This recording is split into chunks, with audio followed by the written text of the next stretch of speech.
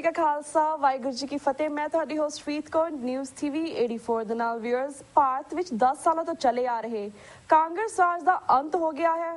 Corporate India ਦੇ ਸਿਰ ਤੇ ਮੀਡੀਆ ਰਾਹੀਂ ਚਲਾਈ ਮੋਦੀ ਵੇਵ ਦੇ ਸਹਾਰੇ ਬੀਜੇਪੀ ਪੂਰਨ ਬਹੁਮਤ ਵਿੱਚ ਪਾ ਗਈ ਹੈ। ਪਿਛਲੇ 67 ਸਾਲਾਂ ਵਿੱਚ ਇਹ ਪਹਿਲੀ ਵਾਰ ਹੋਇਆ ਹੈ ਕਿ ਕਾਂਗਰਸ ਤੋਂ ਬਿਨਾਂ ਕਿਸੇ ਇੱਕ ਪਾਰਟੀ ਨੂੰ ਐਬਸੋਲੂਟਲੀ ਮੈਜੋਰਿਟੀ ਬਹੁਮਤ ਮਿਲੀ ਹੋਵੇ। ਨਰਿੰਦਰ ਮੋਦੀ ਨੇ ਪ੍ਰਧਾਨ ਮੰਤਰੀ ਵਜੋਂ ਸਹੁੰ ਚੁੱਕੀ ਅਤੇ ਉਸਦੇ ਮੰਤਰੀ ਮੰਡਲ ਦੇ 45 ਮੈਂਬਰੀ ਟੀਮ ਨੇ ਵੀ ਸਹੁੰ ਚੁੱਕ ਲਈ ਹੈ। ਇਹਨਾਂ 45 ਮੈਂਬਰਾਂ ਵਿੱਚ ਪੰਜਾਬ ਦੀ ਇੱਕੋ ਇੱਕ ਮੰਤਰੀ ਹਰਸਿਮਰਤ ਕੌਰ ਬਾਦਲ ਨੂੰ ਬੜਾ ਅਨਇੰਪੋਰਟੈਂਟ ਫੂਡ ਪ੍ਰੋਸੈਸਿੰਗ ਦਾ ਮੰਤਰਾਲੇ ਦਿੱਤਾ ਗਿਆ ਹੈ। आज ਅਸੀਂ ਇਸ ਸੰਬੰਧੀ ਦੋ ਸ਼ਖਸੀਅਤਾਂ ਨਾਲ ਗੱਲਬਾਤ ਕਰਾਂਗੇ।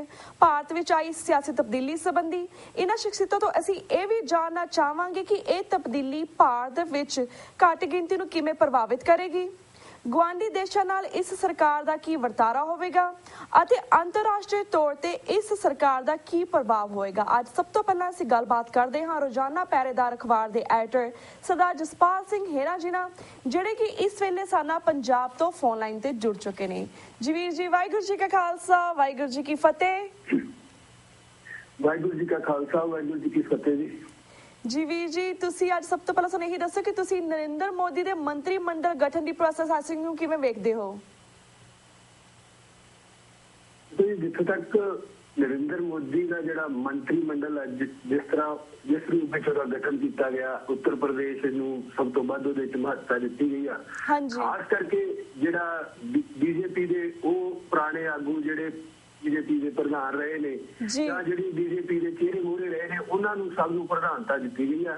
ਸੋ ਜਿਸ ਤਰ੍ਹਾਂ ਪਹਿਲਾਂ ਅਸੀਂ ਗੱਲ ਕਰਦੇ ਹਾਂ ਕਿ ਮੋਦੀ ਜਿਹਨੂੰ ਹਿੰਦੂਤਵ ਦਾ ਪ੍ਰਤੀਕ ਵਜੋਂ, ਉਹਦੇ ਚਿਹਰੇ ਵਜੋਂ ਪ੍ਰੋਜੈਕਟ ਕੀਤਾ ਗਿਆ ਸੀ, ਚਾਹੇ ਉਹ ਸੰਤੀ ਘਰਾਣੇ ਸੀ, ਚਾਹੇ ਉਹ RSS ਸੀ, ਉਹਨਾਂ ਵੱਲੋਂ ਮੋਦੀ ਨੂੰ ਹਿੰਦੂਤਵ ਦਾ ਪ੍ਰਤੀਕ ਬਣਾ ਕੇ ਪੇਸ਼ ਕੀਤਾ ਗਿਆ ਸੀ। ਤਾਂ ਜਿਹੜਾ ਮੋਦੀ ਦਾ ਮੰਤਰੀ ਮੰਡਲ ਆ ਪੂਰਾ, ਉਹ ਵੀ ਪੂਰੀ ਤਰ੍ਹਾਂ ਹਿੰਦੂਤਵ ਦਾ ਪੂਰਾ ਚਿਹਰਾ ਮੋਹਰਾ ਉਹਦੇ ਸਾਹਮਣੇ ਝਲਕਦਾ ਵਾ। ਸੋ ਪੂਰੇ ਰੂਪ ਦੇ ਵਿੱਚ ਜਿਸ ਪਾਸੇ ਜਿਸ ਯੋਜਨਾ ਤਹਿਤ ਮੋਦੀ ਨੂੰ ਪ੍ਰੋਜੈਕਟ ਕੀਤਾ ਗਿਆ, ਉਸੇ ਹੀ ਰੇਖਾ ਦੇ ਵਿੱਚ, ਉਸੇ ਹੀ ਮਾਰਗ ਦੇ ਵਿੱਚ ਇਹ ਜਿਹੜਾ ਮੋਦੀ ਦਾ ਮੰਤਰੀ ਮੰਡਲ ਆ ਉਹ ਕਾਇਮ ਕੀਤਾ ਗਿਆ।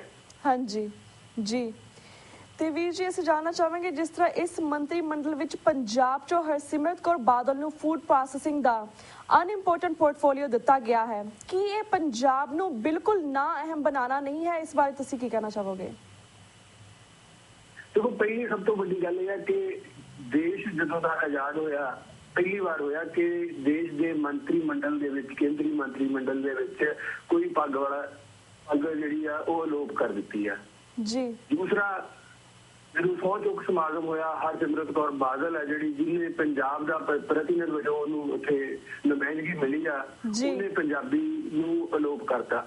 ਸੋ ਪਹਿਲੀ ਵਾਰ ਇਹ ਹੋਇਆ ਕਿ ਕੇਂਦਰੀ ਮੰਤਰੀ ਮੰਡਲ ਦੇ ਵਿੱਚ ਪੱਗ ਤੇ ਸਹੁੰ ਚੁੱਕ ਸਮਾਗਮ ਚ ਪੰਜਾਬੀ ਅਲੋਪ ਕੀਤੀ ਗਈ। ਜਿਹੜੀ ਤੁਸੀਂ ਅਗਲੀ ਗੱਲ ਕਰਦੇ ਹੋ ਕਿ ਉਹਨੂੰ ਇੱਕ ਬੜਾ ਜਿਹੜਾ ਅਨਇੰਪੋਰਟੈਂਟ ਆ ਜਿਹੜਾ ਉਹ ਵਿਭਾਗ ਦਿੱਤਾ ਗਿਆ। ਸੋ ਇਹ ਗੱਲ ਆ ਜਿਹੜੀ, ਇਹ ਮੈਂ ਸਮਝਦਾ ਕਿ ਵਿਭਾਗ ਇੰਪੋਰਟੈਂਟ ਹੋਣ ਜਾਂ ਨਾ ਇੰਪੋਰਟੈਂਟ ਹੋਣ ਦੀ ਨਹੀਂ, ਗੱਲ ਇਹ ਆ ਕਿ ਮੋਦੀ ਵੱਲੋਂ ਦੇਸ਼ ਦੀਆਂ ਜਿਹੜੀਆਂ ਘੱਟ ਗਿਣਤੀਆਂ ਨੇ, ਚਾਹੇ ਉਹ ਮੁਸਲਮਾਨ ਭਾਈਚਾਰਾ, ਚਾਹੇ ਈਸਾਈ ਭਾਈਚਾਰਾ, ਚਾਹੇ ਸਿੱਖ ਨੇ, ਉਹਨਾਂ ਨੂੰ ਉਹਨੇ ਪੂਰੀ ਤਰ੍ਹਾਂ ਨਜ਼ਰ ਅੰਦਾਜ਼। 282 ਭਾਜਪਾ ਦੇ ਮੈਂਬਰ ਪਾਰਲੀਮੈਂਟ ਨੇ, ਉਹਨਾਂ ਦੇ ਵਿੱਚ ਕੋਈ ਵੀ ਮੁਸਲਮਾਨ ਭਾਈਚਾਰੇ ਨਾਲ ਸੰਬੰਧਿਤ ਨਹੀਂ। ਜੇ ਸਿੱਖਾਂ ਦੀ ਪ੍ਰਤੀਨਿਧਤਾ ਉਹ ਵੀ 1-2% ਤੋਂ ਵੱਧ ਨਹੀਂ, ਈਸਾਈਆਂ ਦੀ ਉਹਦੇ ਵਿੱਚ ਕੋਈ ਪ੍ਰਤੀਨਿਧਤਾ ਨਹੀਂ। ਸੋ ਇਹ ਮੋਦੀ ਜਾਂ RSS ਦਾ ਜਿਹੜਾ ਏਜੰਡਾ ਹੈ, ਬਿਲਕੁਲ ਉਹਦੇ ਮੁਤਾਬਕ ਚੱਲਦੇ ਆ ਕਿ ਜਿਹੜੀਆਂ ਦੇਸ਼ ਦੀਆਂ ਘੱਟ ਗਿਣਤੀਆਂ ਨੇ, ਉਹਨਾਂ ਨੂੰ ਇਸ ਦੇਸ਼ ਦੇ ਵਿੱਚ ਕੋਈ ਅਹਿਮੀਅਤ ਹੈ ਜਿਹੜੀ ਉਹ ਨਹੀਂ ਦੇਣੀ। ਉਹਨਾਂ ਦੀ ਹੋਂਦ ਆ ਜਿਹੜੀ, ਉਹਨੂੰ ਹੌਲੀ ਹੌਲੀ ਕਰਕੇ ਖਤਮ ਕਰਨ ਦਾ ਜਿਹੜਾ ਇਹਨਾਂ ਦਾ ਮਨਸੂਬਾ ਵਾ, ਇਹ ਉਹਦੇ ਵੱਲ ਵੱਧਦੇ ਕਦਮ ਨੇ। ਹਾਂਜੀ।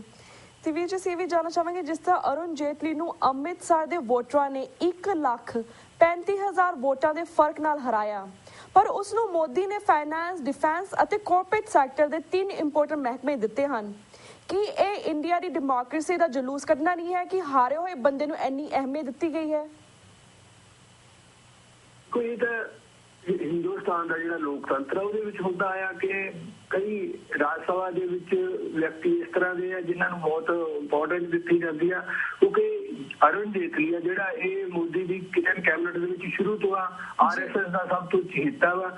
ਸੋ ਜੇ ਅਸੀਂ ਜਦੋਂ ਮੋਦੀ ਅਰੁਣ ਜੇਤਲੀ ਨੂੰ ਅੰਮ੍ਰਿਤਸਰ ਵਿੱਚ प्रतिनिधि बना के भेजा सी, उम्मीदवार बना के भेजा सी। तो सब तो साडा ਉਹਦਾ ਵਿਰੋਧ ਇਹ ਸੀ ਕਿ ਇਹ RSS ਦਾ ਬੜਾ ਤਕੜਾ ਮੋਹਰਾ ਵਾ ਜਿਹਨੂੰ ਪੰਜਾਬ ਦੇ ਵਿੱਚ ਭੇਜਿਆ ਗਿਆ ਵਾ, ਇਹਨੂੰ ਅਸੀਂ ਸ੍ਰੀ ਅੰਮ੍ਰਿਤਸਰ ਸਾਹਿਬ ਦਾ ਪ੍ਰਤੀਨਿਧ ਨਹੀਂ ਬਣਾਉਣਾ। ਸੋ ਜਿਹੜਾ RSS ਦਾ ਤਕੜਾ ਮੋਹਰਾ ਉਹਨੂੰ ਇਹਨਾਂ ਨੇ ਮੰਤਰੀ ਮੰਡਲ ਵਿੱਚ ਲੈਣਾ ਸੀ। ਅਗਲੀ ਗੱਲ ਹੈ ਜਿਹੜੀ ਕਿ ਲੋਕਤੰਤਰ ਦੀ, ਉਹ ਅਸੀਂ ਸਮਝਦੇ ਹਾਂ ਕਿ ਭਾਰਤ ਦੇ ਵਿੱਚ ਠੀਕ ਹੈ ਕਿ ਵੋਟਾਂ ਦੇ ਨਾਲ ਸਰਕਾਰਾਂ ਦੀ ਤਬਦੀਲੀ ਆਉਂਦੀ ਹੈ, ਪਰੰਤੂ ਅਸਲ ਦੇ ਵਿੱਚ ਜਿਹੜੀਆਂ ਤਾਕਤਾਂ ਨੇ, ਜਿਹੜੀਆਂ ਤਾਕਤਾਂ ਇਹਨੂੰ ਇਸ ਲੋਕਤੰਤਰ ਤੇ ਕਾਬਜ਼ ਨੇ ਔਰ ਲੋਕਤੰਤਰ ਨੂੰ ਆਪਣੀ ਮਰਜ਼ੀ ਮੁਤਾਬਕ ਜੇ ਨਕੇਲ ਉਹਨਾਂ ਦੇ ਹੱਥ 'ਚ ਜਿੱਧਰ ਨੂੰ ਚਾਹਣ ਉੱਧਰ ਨੂੰ ਮੋੜ ਦਿੰਦੀਆਂ ਨੇ। ਸੋ ਇਹ ਸਾਰੀ ਉਹਨਾਂ ਤਾਕਤਾਂ ਦੀ ਖੇਡ ਹੈ। ਜੀ ਜੀ। ਤੇ ਵੀਰ ਜੀ, ਜਿਸ ਤਰ੍ਹਾਂ ਨਰਿੰਦਰ ਮੋਦੀ ਸਰਕਾਰ ਵਿੱਚ ਰਾਜ ਮੰਤਰੀ ਜਤਿੰਦਰ ਸਿੰਘ ਨੇ ਬਿਆਨ ਦਿੱਤਾ ਕਿ ਜੰਮੂ ਕਸ਼ਮੀਰ ਵਿੱਚ ਲਾਗੂ ਧਾਰਾ 370 ਤੇ ਬਹਿਸ ਹੋਣੀ ਚਾਹੀਦੀ ਹੈ, ਜਿਸ ਦਾ ਜੰਮੂ ਕਸ਼ਮੀਰ ਦੇ ਮੁੱਖ ਮੰਤਰੀ ਉਮਰ ਅਬਦੁੱਲਾ ਨੇ ਬੜਾ ਸਖਤ ਨੋਟਿਸ ਲਿਆ ਹੈ, ਇਸ ਬਾਰੇ ਤੁਸੀਂ ਕੀ ਕਹਿਣਾ ਚਾਹੋਗੇ? ਮੈਂ ਤਾਂ ਜਿਸ ਤਰ੍ਹਾਂ ਪਹਿਲਾਂ ਗੱਲ ਕੀਤੀ ਹੈ ਕਿ ਇਹਨਾਂ ਦਾ ਮੁੱਖ ਏਜੰਡਾ ਵਾ ਜਿਹੜਾ ਉਹ ਦੇਸ਼ ਦੀਆਂ ਘੱਟ ਗਿਣਤੀਆਂ ਦੀ ਹੋਂਦ ਨੂੰ ਹੌਲੀ ਹੌਲੀ ਖਤਮ ਕਰਨਾ ਵਾ। ਉਹਦੇ ਲਈ ਇਹਨਾਂ ਦੇ ਮਨਸੂਬੇ ਕੀ ਨੇ, ਕਿਹੜੀ ਯੋਜਨਾ ਦੇ ਅਧੀਨ, ਉਹ ਹੌਲੀ ਹੌਲੀ ਸਾਡੇ ਸਾਹਮਣੇ ਆਉਣਾ।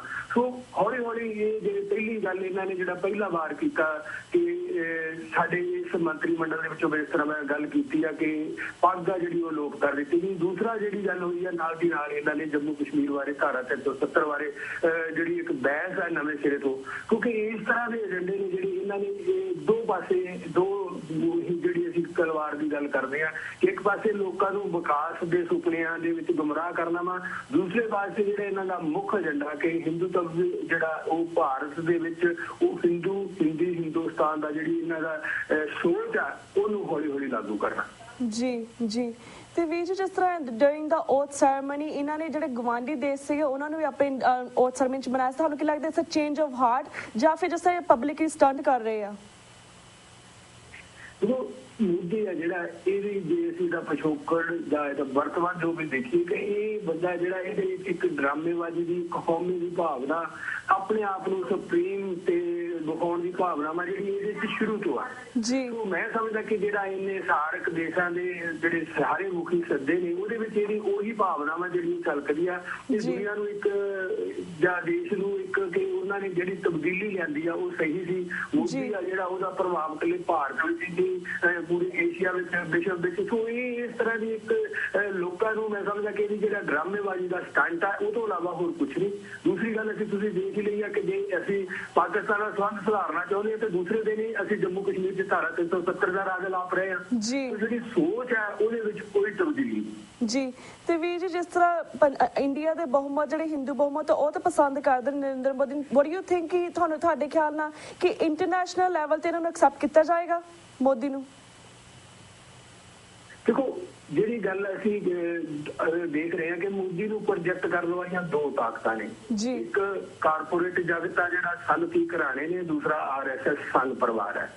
ਸੋ ਜਿਹੜੇ ਕਾਰਪੋਰੇਟ ਘਰਾਣੇ ਨੇ, ਸਨਅਤੀ ਘਰਾਣੇ ਨੇ, ਕਿਉਂਕਿ ਭਾਰਤ ਦੁਨੀਆ ਦੀ ਸਭ ਤੋਂ ਵੱਡੀ ਮੰਡੀ ਆ। ਸੋ ਇਹ ਜਿਹੜਾ ਸਮੁੱਚੇ ਵਿਸ਼ਵ ਦਾ ਜਿਹੜਾ ਆਰਥਿਕ ਸਥਿਤੀ ਆ ਜਿਹੜੀ ਉਹ ਭਾਰਤ ਦੀ ਮੰਡੀ ਦੇ ਨਾਲ ਜੁੜੀ ਹੋਈ ਆ। ਮੈਂ ਸਮਝਦਾ ਕਿ ਕਿਉਂਕਿ ਮੋਦੀ ਉਹਨਾਂ ਦਾ ਪ੍ਰਤੀਨਿਧ ਆ, ਸੋ ਪੂਰੇ ਵਿਸ਼ਵ ਦੇ ਵਿੱਚ ਜਿਹੜੀਆਂ ਆਰਥਿਕ ਨੀਤੀਆਂ ਨੇ ਜਿਹੜੀਆਂ ਆਉਣ ਵਾਲੇ ਸਮੇਂ ਦੇ ਵਿੱਚ ਇਸ ਦੇਸ਼ ਦੇ ਵਿੱਚ ਲਾਗੂ ਹੋਣੀਆਂ ਨੇ, ਪੂਰਨ ਰੂਪ ਵਿੱਚ ਇਸ ਦੇਸ਼ ਦੇ ਵਿੱਚ ਨਿੱਜੀਕਰਨ ਸ਼ੁਰੂ ਹੋਣਾ ਵਾ। ਸੋ ਉਹ ਆਰਥਿਕ ਨੀਤੀਆਂ ਮੈਂ ਸਮਝਦਾ ਕਿ ਵਿਸ਼ਵ ਦੀਆਂ ਜਿਹੜੀਆਂ ਵੱਡੀਆਂ ਤਾਕਤਾਂ ਨੇ ਉਹਨਾਂ ਨੂੰ ਮਿਲ ਕੇ ਆਉਣਗੀਆਂ। ਹੋਰ ਮੇਰੀ ਜਿਹੜੀ ਸੋਚ ਆ ਉਹਦੇ ਮੁਤਾਬਕ ਇਹ ਆ ਕਿ ਜਿਹੜੀਆਂ ਵੱਡੀਆਂ ਤਾਕਤਾਂ ਨੇ ਜਿਹੜੇ ਵਿਸ਼ਵ ਦੀਆਂ ਉਹ ਮੋਦੀ ਨੂੰ ਮੇਰਾ ਖਿਆਲ ਆ ਕਿ ਪ੍ਰੋਜੈਕਟ ਕਰਨ ਦੇ ਵਿੱਚ ਉਹਦੇ ਸਹਾਈ ਹੋਣਗੀਆਂ। ਜੀ। ਤੇ ਵੀਰ ਜੀ, ਕਿਉਂਕਿ ਸਾਡਾ ਵਕਤ ਹੁਣ ਵੈਰੀ ਲਿਮਿਟਡ ਹੈ, ਇਸ ਲਈ ਐਟ ਦੀ ਐਂਡ ਤੁਸੀਂ ਹੋਰ ਕੋਈ ਇਸ ਸੈਰੇਮਨੀ ਬਾਰੇ ਕੁਝ ਕਹਿਣਾ ਚਾਹੋਗੇ ਸਾਡੇ ਦਰਸ਼ਕਾਂ ਨੂੰ?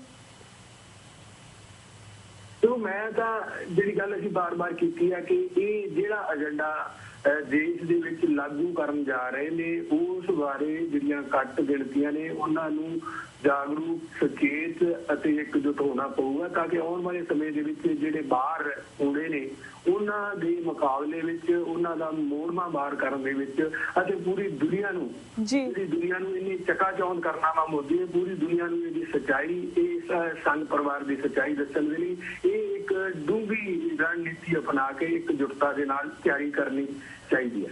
ਜੀ ਬਿਲਕੁਲ। ਤੇ ਵੀਰ ਜੀ, thank you so much for your time. ਸਾਡਾ ਹੁਣ ਵਕਤ ਬ੍ਰੇਕ ਵੱਲ ਜਾ ਰਿਹਾ, ਤੁਹਾਡੇ ਕੋਲ ਅਸੀਂ ਇੱਥੇ ਇਜਾਜ਼ਤ ਲੈਂਦੇ ਹਾਂ ਜੀ। ਵਾਹਿਗੁਰੂ ਜੀ ਕਾ ਖਾਲਸਾ, ਵਾਹਿਗੁਰੂ ਜੀ ਕੀ ਫਤਿਹ। ਵਾਹਿਗੁਰੂ ਜੀ ਕਾ ਖਾਲਸਾ ਵਾਹਿਗੁਰੂ ਜੀ ਕੀ Viewers, वक्त हो गया एक छोटे से ब्रेक तक. Keep watching News TV 84 The Now. We'll be right back after a short break.